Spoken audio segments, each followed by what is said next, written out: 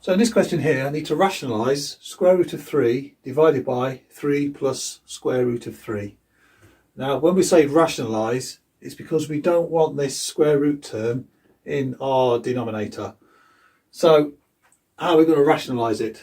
Well, we need to get square root to be removed from our denominator.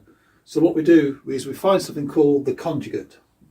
So where we've got a plus sign here, we change that to a minus sign. So the conjugate of 3 plus root 3, that will then give us 3 minus root 3. So what we do now, we set that term to be equal to 1 using that.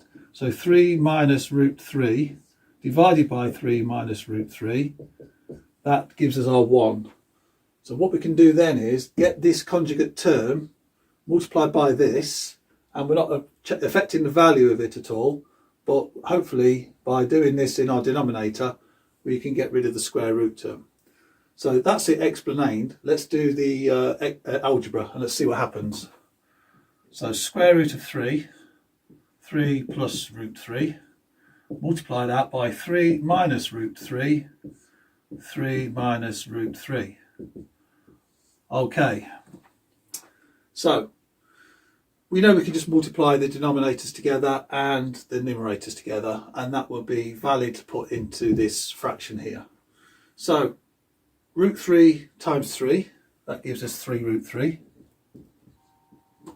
And then we've got root 3 times minus root 3. So that's just going to give us minus 3. So that takes care of that.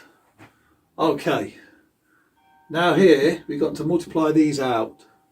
Now there's a way we can do this. If I just put a bracket round that, like that, I've got something which could be called a difference of two squares. So here I've got a plus and a minus. So I could have 3 3s are 9. Now if I multiply the plus root 3 with 3 and minus root 3 with this 3, they're going to have a plus and a minus of the same value. So I can ignore that. So now all I need to do is to multiply by my two end terms.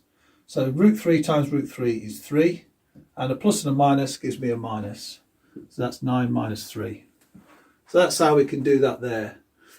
Okay, now I could go straight in here and put a 6 for my denominator, but I see I've got a 3, and multiples of 3. So I'm going to rewrite this in terms of 3.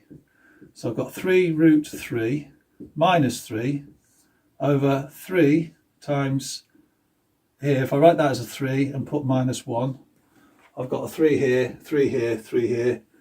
If I write it like that, nice quick way, I can just calculate how to cancel things out. So I cancel that and with that.